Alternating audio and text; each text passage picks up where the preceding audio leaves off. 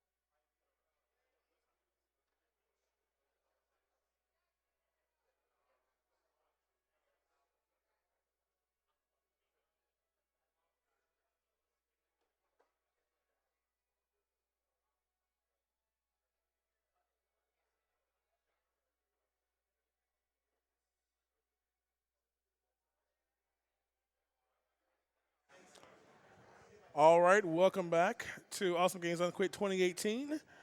We are going to run through these numerous donations, or a few of them, shall we say. We have $25 from Nathan. It says, I lost my mom to cancer just over a year ago, and it means a lot to see donators, runners, and organizers come together to help this great cause. Outstanding work, everybody.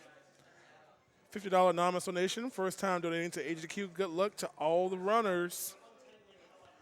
We've got $30 from Hoff Worldwide. It says, shout out to every single amazing speedrunner slaying their games this week, and shout out to my favorite guy, Big John, on the mic. I lost my brother to cancer in the summer, and now I see how affecting it can be. Much peace and love to all those who have or have lost someone to cancer. $20 from Twin Omega says, first time donating. My sister-in-law has been battling breast cancer for the past year, and here's to fighting the good fight and winning. Good luck to all the amazing runs so far. And Clacky D had $5. Said, had to donate during my 7-year-old's daughter's favorite Mario game. She asked really nicely. Good luck with the run, and she wants Mario. Well, I'm sorry to break your heart on that one, but to give Toad that love. And we also have $30 on Purple Feather. This is in honor of my mom, who thinks it's hilarious to watch my kids play Mario 3D World together, and is 18 months cancer-free. That's fantastic. We're going to run a little ad break here, so stay tuned, and we're going to read a little bit more information, so stick back and relax.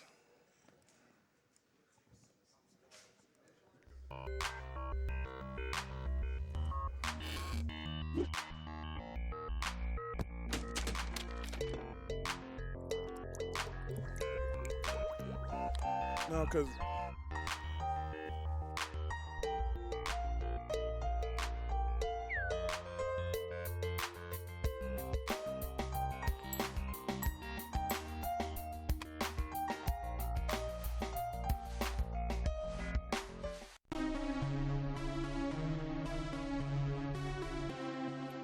Devolver Digital is proud to sponsor Awesome Games Done Quick, benefiting the Prevent Cancer Foundation. Throughout this year's event, you can head to devolverdonequick.com for a special Steam sale on all Devolver Digital games that have been a part of previous GDQ events, with a portion of the proceeds benefiting the Prevent Cancer Foundation. Thanks, and best of luck to all of this year's participants.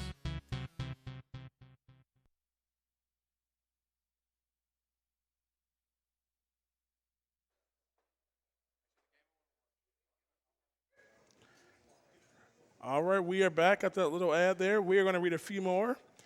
We got an interview coming up, so stick around for that. We have a $150 donation from Sarah Rip. Says, this is in memory of my great-grandmother who lost her battle with mesothelioma 10 years ago. She was a wonderful woman who would give you ice cream in the morning because it has milk and eggs, just what any kid needs for breakfast.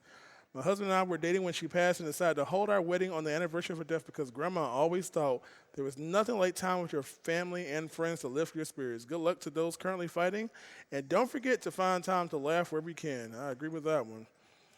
We have $50 from Judy. Says, hi, I'm donating in honor of my 4-year-old niece Caroline, who is currently fighting brain cancer.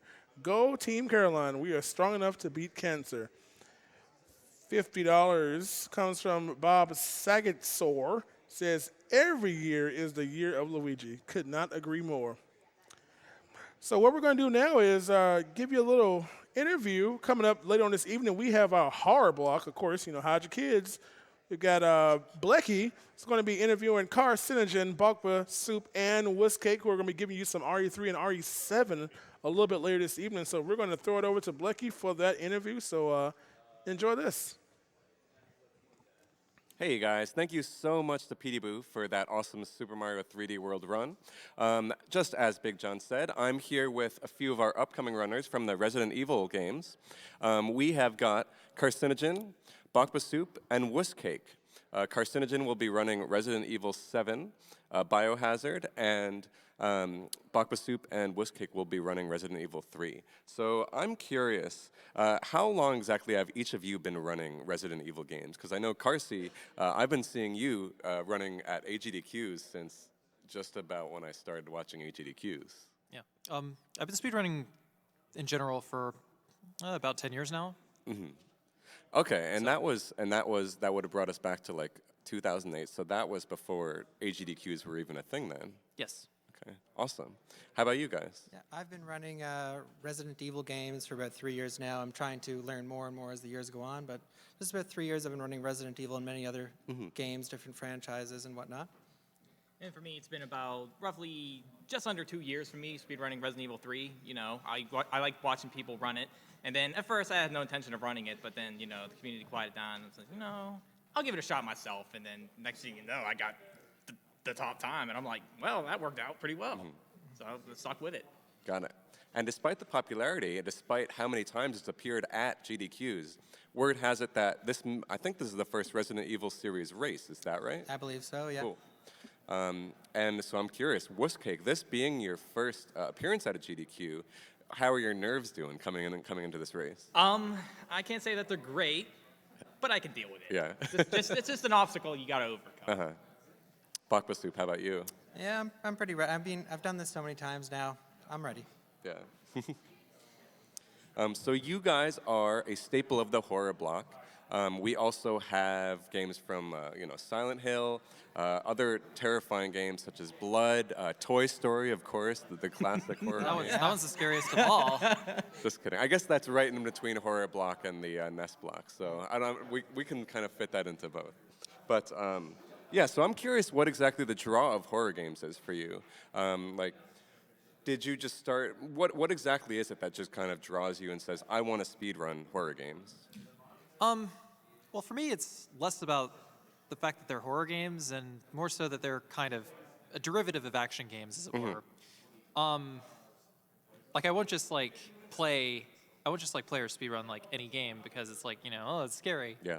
It's definitely got to have like, a solid gameplay element to it. And the classic Resident Evils, even with all the tank controls and the general awkwardness, the rest of the game is actually designed like balanced around the tank controls, and you actually have a fantastic game with which to like kind of play between the lines and just do all manners of different kinds of playthroughs. So. Got it.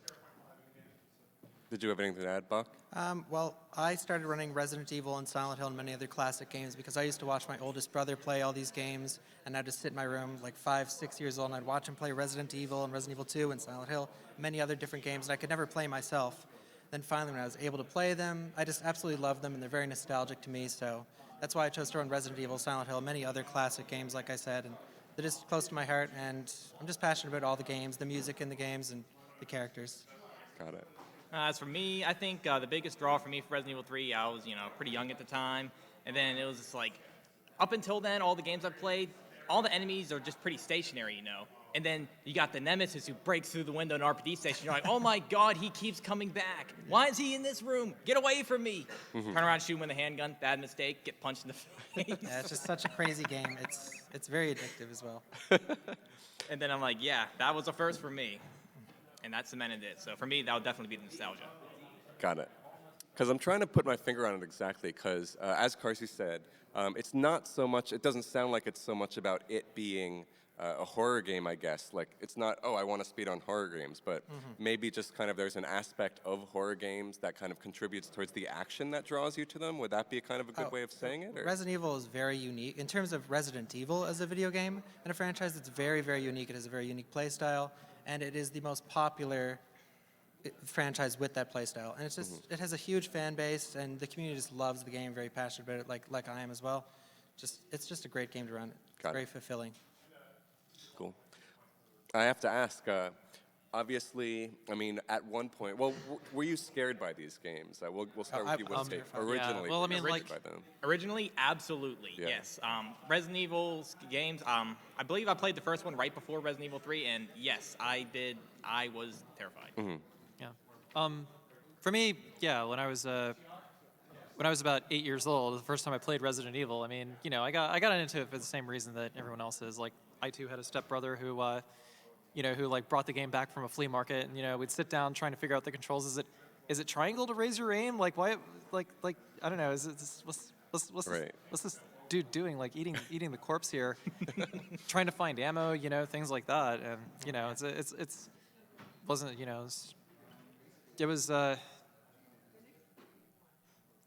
was. It was actually like quite scary as it went on, especially like getting eaten by the giant snake. I put the game down for like I put the game down for a year after that. I would like to add what added to mustered up the courage to play it again. I would like to add to the horror element. It got really terrifying when you ran out of ammo in the first game. Yes. Yeah. You try to kill every zombie, and then you're out of bullets, and you're like, this isn't fair. Everything, like every enemy is meant to be like an obstacle that you have to figure out how to get around. It's like be smart. Fighting foes is not the only way to survive this horror. It's like the attract screen. So you get through the game, and it's this terrifying experience. What makes you say, I want to play that again, but faster? This time, faster.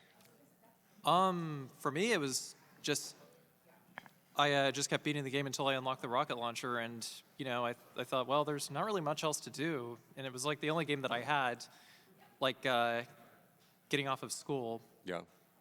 And I had it on the DS, like the DS version of RE1, and I just like kept beating it. Got it. And then I kind of discovered Speedrun was archived that way.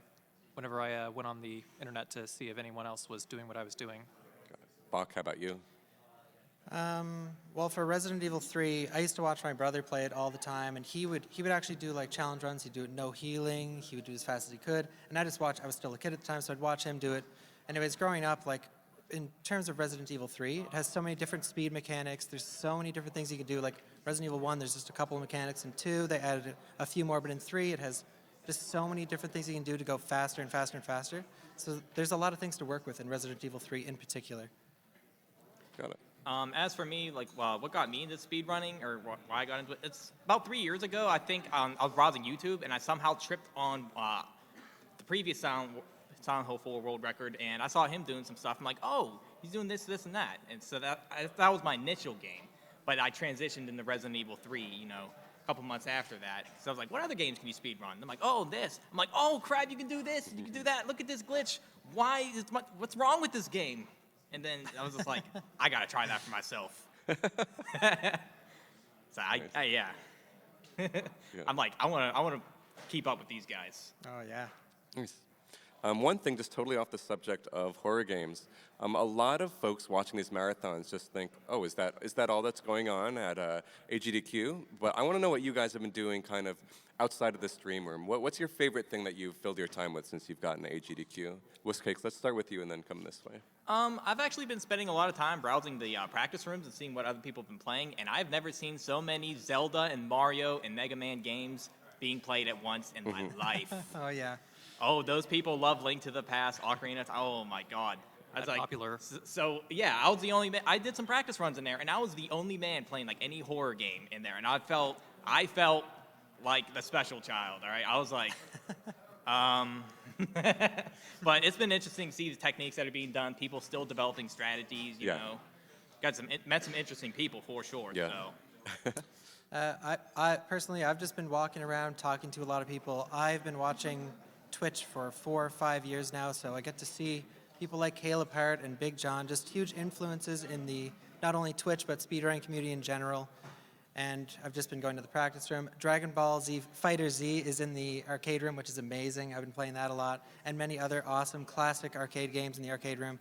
So I've just been doing everything, but there is a lot to do here. If you're hesitant about coming to GDQ, it is a fantastic experience, and just hanging out with friends you would never see on any other day of the year. It's just great. I love being here. Cool. Yeah. Carsey, I'm being asked to wrap it up. I want to replace that question with another one. One quick one we have from Twitter. This is from Emerald Alley, is asking, why is it carcinogen that for your Resident Evil 7 run coming up, you wanted to run New Game Madhouse instead of the category you ran recently, which was so popular and so much more commonly run, of, I believe, any percent, right?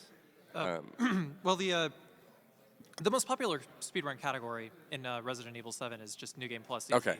Just simply due to like the accessibility of it all. Like the natural progression with Resident Evil speedruns is everyone starts with, like New Game Plus, and just kind of like works their way over to like maybe new game, maybe harder difficulties or something like that.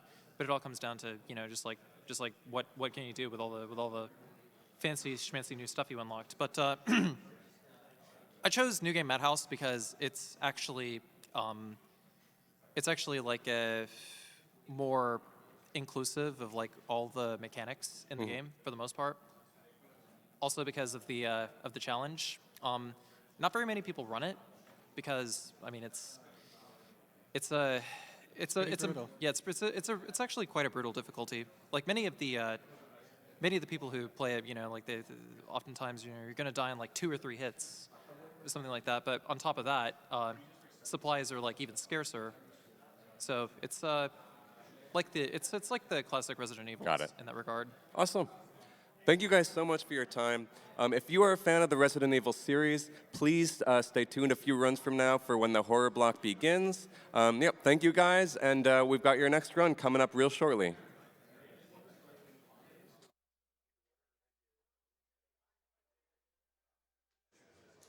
Hello, and welcome back to AGDQ 2018. I am now taking over the host station. My name is Bubbles Del Fuego. And coming up next, we've got Half-Life Opposing Force with Alex. So stay tuned. And up after that is Left 4 Dead 2 as well. Got a little bit of a source block going on here. And I got a quick donation or two before we get Alex started here. We've got $50 from T. Ernan CP, I think. Thanks for doing this awesome charity work. Always look forward to chilling out and watching the runners do their amazing thing. Oh, nice. Sweet spelling of thing. $5 from Starpoke saying, "Hi guys, loving the stream and all the hard work you put into the event. And if the 149 to 891 other watchers are too, and also donating $5, we'll raise almost $750,000 to help defeat cancer. Get donating." Yeah, that's true. If everybody donates like $1, that's a lot raised if you just think about it like that. Numbers, think about it. Cool. Stay woke.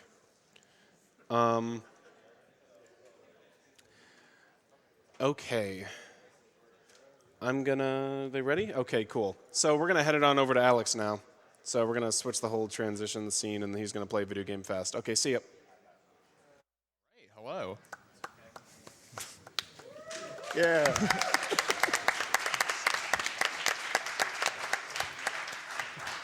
So as stated before, we are playing a video game fast. We're playing Half-Life Opposing Force, a side story to Half-Life 1, told during the same time, but through the eyes of Adrian Shepard. The couch behind me, we got Cubeface, a pretty well-known Half-Life 1 runner, and as well Quake and a bunch of other FPS games. Perp, Rob, he's Rob. My brother Nick right here, he's the one who's more attractive than me. Hi. And then we got Connor, who ran this game like 5 times. And he's wearing a headcrab hat. And yeah, this run gets going really fast, and my brother wanted to say this, so go ahead. So yeah, before we get started, I think Alex would rather you all clap before we officially start the run because he likes to talk and likes to talk right away. So you should get your clapping done now. Let's go, people.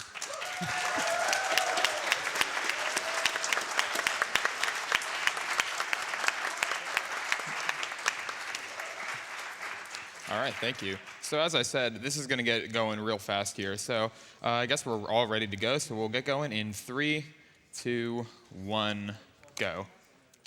All right, so the first thing we do is walk while the game is black screened like this, and then we do a strafe jump to get out of that initial room there.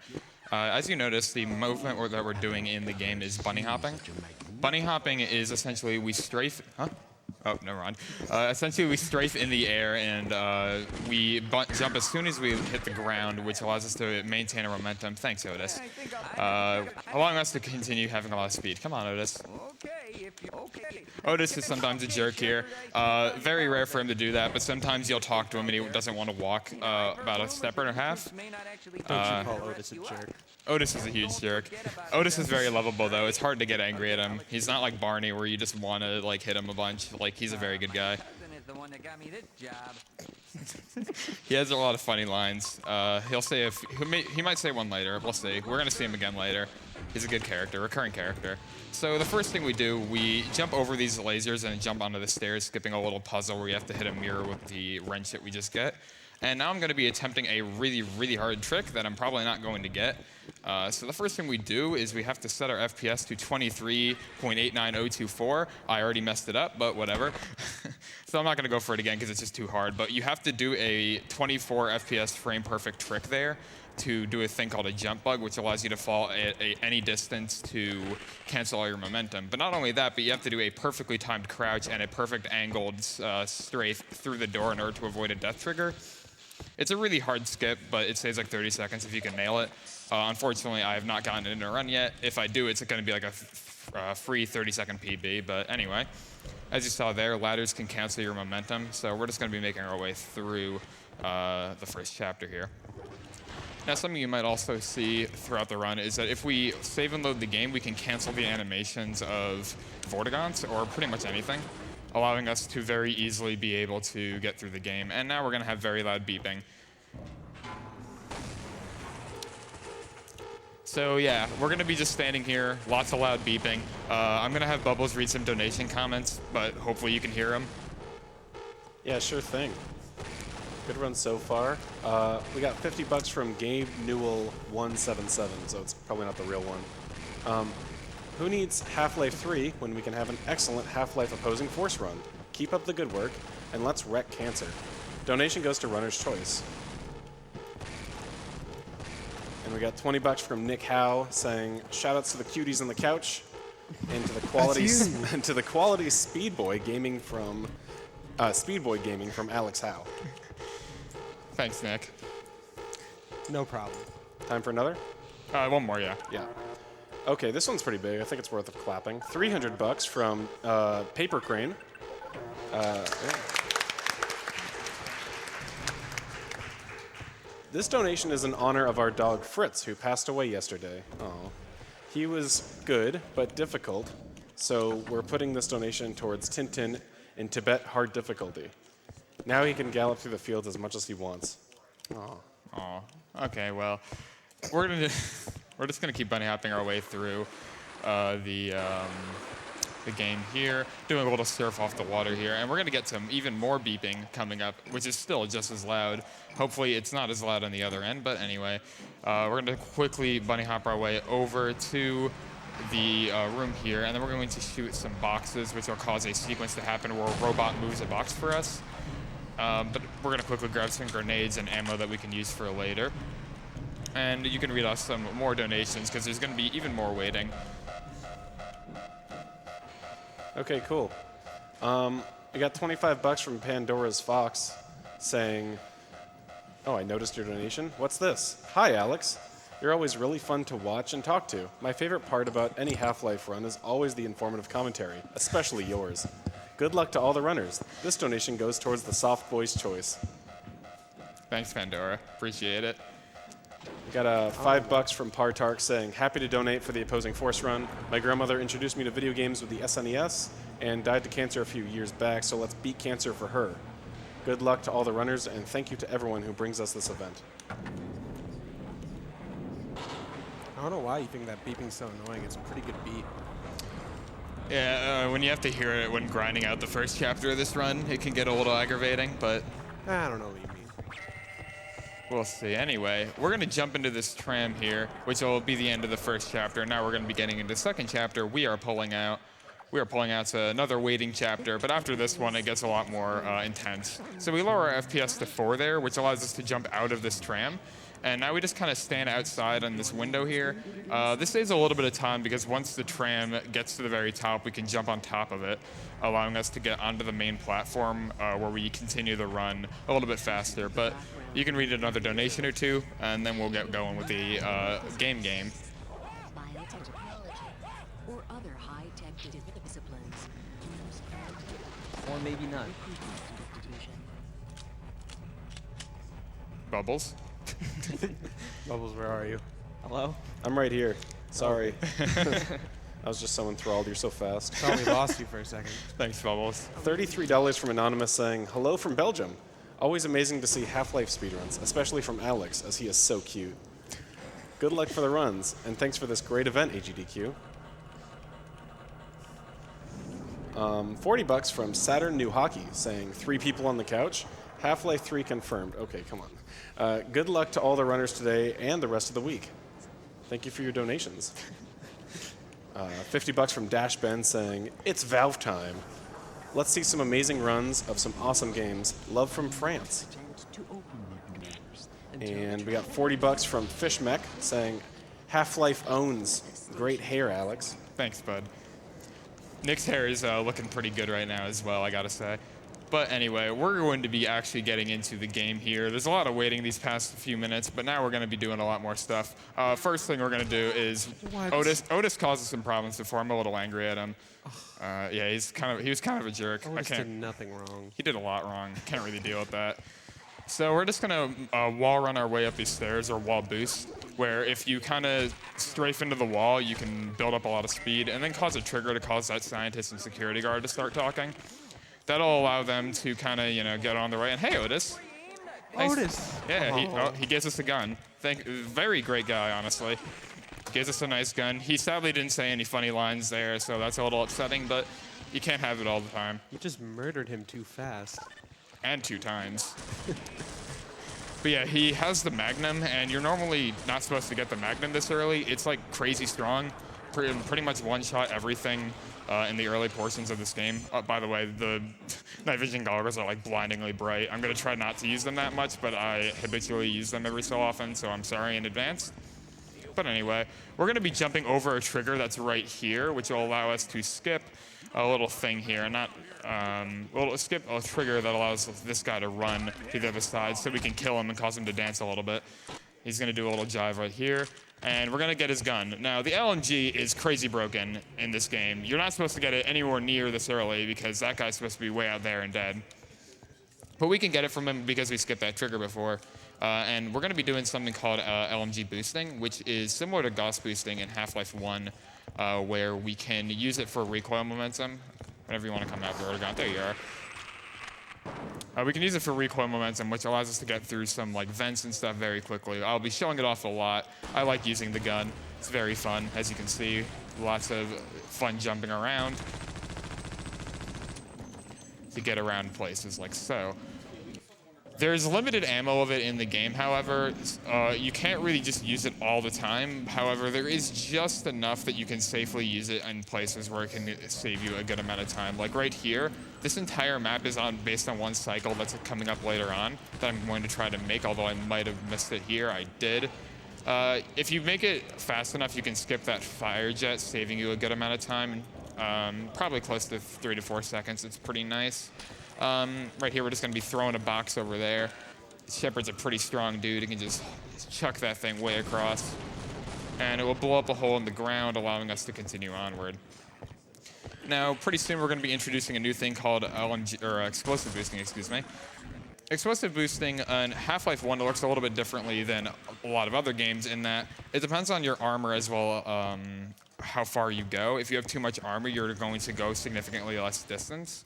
So we need to lower our armor to a specific number, which we are thankfully at right now because I got hit a good amount of times by certain enemies. To do this upcoming grenade boost, which skips a significant portion of this chapter. If we didn't have the good amount of armor there, we could hit a fire hydrant, which would lower our armor by 4. To do that said grenade boost to get all the way up here. That's a pretty difficult one, especially when you have the good amount of armor that I had, so thankfully we were able to get it pretty quickly there. And now we're going to move onward to do a little bit of a tricky jump where we get on top of this trash can. That's not the tricky jump, I'm just being a goof right now. To jump around through that vent. I'm surprised I got that first try. That's pretty hard. Yeah. So next thing, we grab the armor there, and then what I do is when I turn on the electricity or off the electricity, it has a little bit of a delay before it's not in the wire anymore. So I like to jump a little bit earlier than you should to lower your armor because we're going to need to do another grenade boost later on. And 20 to 24 armor is basically the ideal. There's other ways of lowering it, but that's just the way that I like doing it. But now that engineer is going to be working on that door, welding it open for us. So we're just going to be running around and healing, grabbing some health kits to do a grenade boost later on. Hopefully this guy doesn't hurt us, so we're just going to take him out. Grab another HP kit down there, and then make our way over to the next chapter of the run. Friendly Fire, which is a pretty interesting chapter, although it has one very long map where you got to do a lot of NPC work. Whoop. So we're going to hit the elevator through the walls like so, which will allow us to not have to wait for the elevator, allowing us to get right into the action here. So we're going to be jumping around, throwing some grenades to scare the Vortigons so that they don't hurt us. A little bit of a crazy thing going on. There's a lot of enemies as well. But now that we are in this map, we are all good. This map likes to lag whenever you save load for some reason. It's a little interesting, but thankfully it's not doing it too bad right now. So we're going to start cooking our grenade, wait a little bit while lining ourselves up. Whoops. Should not have ran there. Let's go do that one more time. There you go. Oh, no. One more time. We got this. There we go. I'm a legend. So yeah, we're going to be making our way up here, and we're going to throw a grenade to scare that medic that's over there. We'll use him later on. Now we're going to throw this satchel to kill those 2 Spec Ops dudes. This guy's going to wildly miss his grenade, and we're going to cause him to do a little dance, dropping a bunch of things. I didn't explain this before, but when you kill an enemy and they don't finish their animation for like dying, you can reload the game, which will cause their animation to happen again, which will cause them to drop whatever ammo they dropped before again. Oh, you're over here. What are you doing? He's over there T-posing. Yeah. Like the Ratchet run. But anyway. We talked to that guy. We're dragging him over here. There's already a bunch of dead people here. He doesn't question it. He knows we're really cool, and he's going to heal this engineer for us. Get over here. Come on. Yep, there you go. While he's healing him, sometimes the AI likes to be a little finicky. This map is not very great for that reason. But now that he's done doing that, we're going to ask for a little bit more healing. And now we're going to talk to him to get him to come with us. Sometimes when I have a... Oh, yep, he's having problems. Okay, so we're just going to get rid of this guy. And now he's going to be really angry at us and want to kick us. Currently, he's like not trying to follow me to help me. He just kind of wants to kick me because he's angry that I killed his friend. But he's going to forget about that real quickly whenever he gets busy. He really likes welding doors. It's like really, it's his favorite thing. So he just sees a door that needs welding and he just forgets about everything. Man, you exploded that guy with your wrench. Yeah, as I said, Shepard is really strong. You see him throw that explosive box. He threw that thing like 100 miles an hour. But we just restock a little bit there, grab some armor, grab some health. This guy gets to work, and he gets really excited. Like, you know, he's about to be done with this door, but he gets so excited that he's just going to run into immediate danger. Like, he's going to run up to this turret and just kick it. He's just going to kick it. He doesn't, like, weld it. He just kicks it, and he dies. He just blew up there, if you heard that. He's distraught over his friend that you murdered. Yeah, maybe. I don't know. But you think he'd take it out on me instead of just kicking a turret and then dying to it, but I don't know. But anyway, we do a little SMG grenade boost to get up here, and now we're just going to be doing a little bit of bunny hopping through these rails. We're going to jump up here to activate this button through a wall. A little bit of a precise jump. We got it there. Very good. This will open up for us, and we get to do some nice fast jumping through these halls. Oh, well, it used to be fast. And we're going to get our way to the next chapter of the game, which is going to be We Are Not Alone, where we're going to go into an alternate dimension. Oh, wow, I got that. Jeez. That's a very hard jump called window jump. That's, like, not something I expected to get. It's a very minor time save. Also, hi, Gordon. Gordon just jumps through the teleporter. He obviously doesn't know the fast strats. He waited for the entire teleporter. That wastes like 3 to 4 minutes. That's not good. Anyway, the game's black again, so we're just going to do a little bit of a jump to the left to grab some ammo. And then we're going to wait for this guy to follow this guy Morrowind style, grab his gun, and continue onward. I have multiple times gotten like a 3-second gold on this map and not known why, but it's because I forgot to get this gun, which is very silly. This gun's very important, very, very important to finish this run. It's called the Displacer, and it's alternate fire when you hit mouse 2, takes 60 ammo, and teleports you into Zen like that. I did not want to do that. Let's try that again. There we go. So it teleports you into Zen, and we're going to be doing a specific trick with it once we're in Zen, which is going to allow us to get our way through the game very, very quickly and easily. So now we're just going to be waiting for that scientist to come out of his little box, and we're just going to heal while we do it. This is the fastest way of healing, just shaking your mouse left and right. And if we talk to him at the right time, he will follow us without having to say like a 3-second thing. It's just a minor time save there. Now, if you have been noticing, we're lowering our FPS a lot when these guys are following us. That's not like your computer lagging or the stream lagging or anything. We do that because it actually makes these guys turn faster, allowing us to beat the game a little bit quicker. Anyway, we're going to be doing some cool LMG boosts like this one. That's one of my favorites. We got one more like that later on. And we're going to make our way through here. It's a little dark. Gamma ain't too high on this monitor, but we can make it through. And now we're going to be waiting for a little bit, so you have time to read a donation, Bubbles. Cool. All right, we got $50 from Anonymous saying, Alex and Bubbles, great combo. Good luck, Alex, and all the runners. Yeah, good luck, guys. 777 from Rex K saying, hi, AGDQ. Some say that the number 777 brings you luck, so good luck, runners. And thanks for running these events every year. Always something to look forward to. And $20 from Hello Seth saying, alexh0we. Hyped to watch one of my favorite games. Wait, was that a jump bug? Anywho, Parky, Liam, and I are all watching. Don't let the Merit Cat get you. Shoutouts to Seth, one of the nicest guys I've met through Half-Life speedrunning.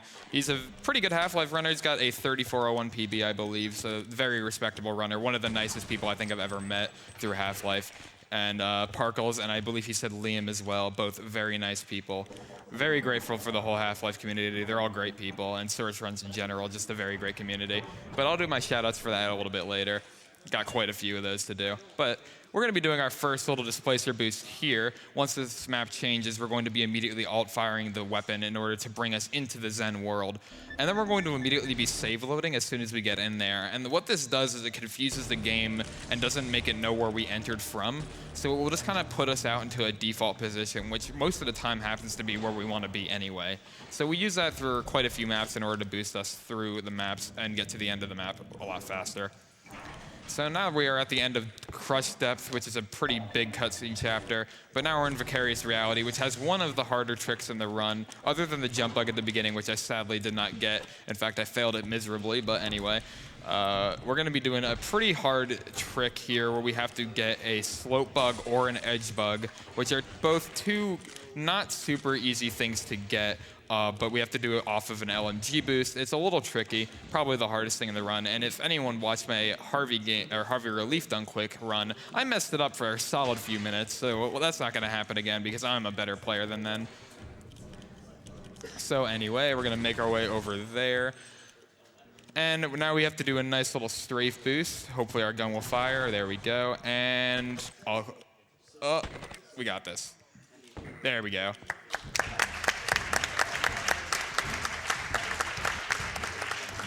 You are a better gamer, Alex. I am a better gamer than a few months ago.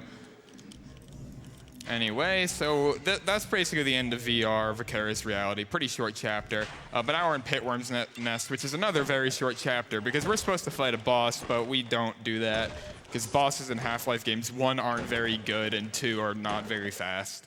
So we're just going to jump right past this guy here. Hopefully he'll do the screech because I really like the soundbite. And I get sad when he doesn't screech, so if he doesn't, I might not play well for the rest of the run. We'll see. But anyway. Yeah! Love that. Anyway, that's basically the highlight of this chapter. There's really nothing else to it. We're already at the end of it. We're in Foxtrot uniform now. We got, I believe, 3 more chapters to go, including this one, so we're nearing the end of the run here. We're just gonna jump through these lasers here. Oh, okay, let's just do a different one. Doop. There we go. If you lower your FPS to 4, what you can do is actually walk past the lasers because the game doesn't actually have a frame where it realizes you're actually in them. It's not faster to do that. I normally just jump past them, but I was being a little bit of a dummy, so I didn't do it.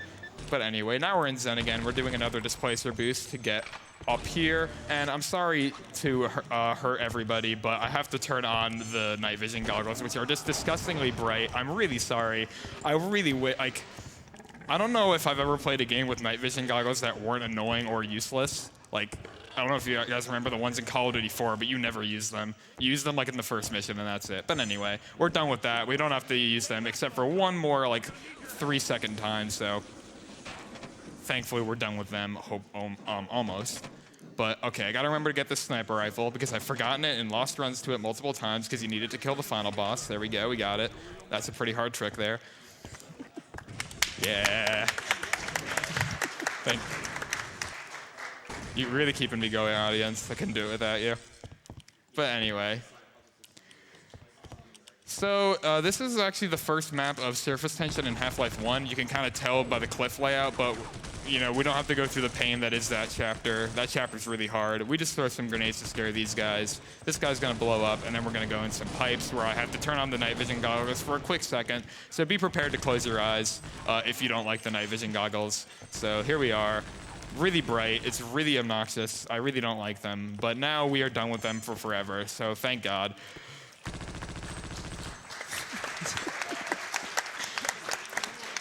Anyway, so now with the package, we're going to be doing a lot of this LMG boosting thing and hopefully getting a nice surf. Aww. No. There's a really cool surf you can get there where you don't touch the water at all. It's a little difficult. I was getting it, I got it like the last 3 times I did it, so I was confident in myself, but yeah. Oh, that's a harder one. Yeah, that's a harder thing.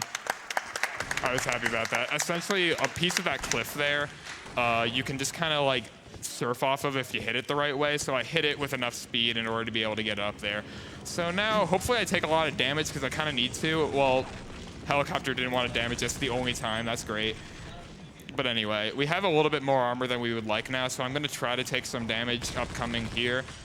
Anybody? Any takers, please? You know, just like, what's up? There you go, thanks. Yeah, we want to do another SMG boost later on, so we want to have a little bit lower health. But unfortunately, I had to wait a little bit to get damage because everybody was just really not good at aiming. Anyway, let's go turn off a nuke. We don't like nukes, so let's just deactivate it. And that's the end of that problem. That's surely not going to be a problem later on. That's pretty easy. Yeah. Funny thing is, actually, that's actually the reason why the Combine finds Earth in Half-Life 2, I believe, in like the game lore, where G-Man like re-triggers that nuke for some reason because he like hates you or whatever, and then you know, man, I really need to take more damage. These guys are really not helping me out. I'm just gonna like, what's up? Thanks. All right. I have to wait here anyway, so that's not too bad. Anyway, this is a alexh0we boost. I don't know if you guys know alexh0we. He's like some like CSGO streamer. I don't really know CSGO that well, but he found that boost because he actually really digs Half-Life speedrunning. Chad's a really cool guy. I'm really happy I was able to meet him through my speed friends. And he found that boost, which is significantly faster than what people used to do, and just a pretty neat find. But we're getting real close to the final boss here. We're going to be doing something quickly where I have to quickly walk towards the final boss instead of bunny hopping, because if I don't, then he might not just spawn. It's kind of weird. But while he's spawning, I'm just going to collect some armor, and I'm going to do a few quick shout-outs. In particular, shout-outs to a lot of the Source Friends community. In particular, Connor on the couch, Jared, Katie, who's also here, maybe in the crowd, as well as M-Sushi. We got Charlie. We got M-Sushi, love M-Sushi, Lambo Lord, Dakiox, just all these great people. M-Sushi is a world record, right? No. Second place in everything. M-Sushi has second place in all 4 Portal categories and Portal 2. He's probably angrily typing to me on Discord right now about how I'm making fun of him. But anyway, this is the Terraformer. Sorry if I forgot anyone in the Half-Life community, but like I love all of you. Source Friends I'm so happy I found a place where I can be in like a speed community and everything, and like you guys have helped me out more than you really know, so thank you all. But anyway, this is a Terraformer. We're just gonna shoot him a lot if he would like to be hit. Come on, get your head out of the way. There we go. His hitbox is really hard to hit, actually. It's not like the purple circle. You have to like shoot above it. It's kind of weird. But what we do is we hit these 2 eyes with these laser guns, and then we shoot the main eye with the sniper rifle. We have to hit him 4 times, so on the 4th hit, it will be the time for the run to go over. And all of that. That's when I'll call the big old time. But we're just going to be hitting them 2 more times, killing these guys, because they like to mess you up. Get out of here. There we go. This LMG boosting I'm doing is actually a little bit more difficult than it looks, but thankfully I haven't messed it up yet, because I'm like a god or something. But anyway. Last thing, I need to do something for M-Sushi, especially since I just gave him a little bamboozle. I got to do something he just requested on Twitter a little bit before this run. Hopefully we can get it. So I'm going to do a grenade boost for this last one. And let's see. Nope. One more time. We got this. You got this. You got this. Oh, come on. I got air shot. One more time. Yeah. Okay, time. Yeah.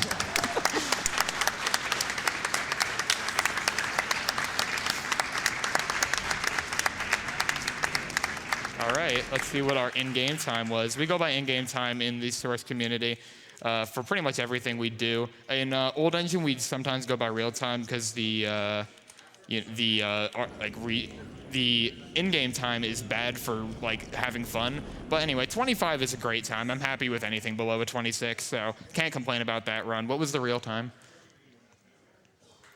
Your real time was 26:14. Not bad. Not bad at all. I can't complain about that at all. Anyway, G-Man talks to us. I'm pretty sure he just kills us, though. I'm not really sure. I don't really know much about the side story, but I'm pretty sure Shepard just completely dies, unfortunately. But anyway. Rip. Thanks for having me here again. Really happy to come back to GDQ. I had a blast at SGDQ when I did Half-Life. Had a blast doing OP4 again, and maybe I'll be back next time doing something else. Really hope you guys enjoyed. Hope you guys enjoy Half-Life games. It's a great game to run. They're really fun. Opposing Force is very beginner-friendly compared to Half-Life, so if you're having a problem with Half-Life, this game's a great thing to learn Gold Source. It's just a great time. We're a great community, and we'd love to have more runners, so if you really want to, what's up? We want you. Anyway, thanks to the couch, thanks to the crowd, the wonderful crowd, thanks to Games Done Quick. And I'm going to go have an interview with Spike Vegeta, my main man. And thank you all for letting me do this again. I'm glad we could help. Thank you, Alex. He does deserve all that applause and recognition, so go on over to his channel if you want to see more of that awesome content. But while they're setting up that interview, we got a bunch of donations to go through, and hopefully a lot more for the rest of the day and week. We've got $200 from Firewall saying, I lost my father to stage 3 lung cancer just last month. Hopefully this little bit helps, and thanks to all the runners and donors for such an awesome cause. Quit smoking, the end isn't pretty. That is true. Thank you so much for a very generous donation. We have $20 from Valthalion. I hope I said that right. Shout out to whoever programmed the rectangles in the timer's background to show the time in binary. You are a nerd and a hero. I agree. That is a super awesome addition to the overlay this year. $25 from A-Bill, I think, saying, question for Alex. Oh, he's gone, but I'll ask him later. He's a buddy. Is this the Steam version of Opposing Force? Best of luck, and donation goes to Runner's Choice. My first guess is that it is not the Steam version. $10 from Evil Squirrel, saying, hey, Alex, figured I'd put in some money seeing as my grandmother died of cancer this year. You're doing great work raising money for this great cause. Keep being a homie. Love you, man. $150 from Rock, saying, good luck on your run, mate. Go fast for your Source Runs, boys. So nice to see the Source Runs community pitching in here. $150 from Kyle, 166, saying, that ain't Gordon. I get it. $75 from Cheeseman Foo. Hi, Alex. Glad to see you on the big screen. Again, doing what you love to do for the 3rd time at that. Shoutouts to the couch. I somewhat know the ever so important Nick. I'll consider donating an extra $25 if you 360 shot on the last shot. Okay, I expect the extra $25 right there. $40 from Talcon, saying, reader's choice. My grandfather had cancer over the past 2 years, and thanks to catching it early, he's still healthy as ever. Awesome. So hope this helps someone else.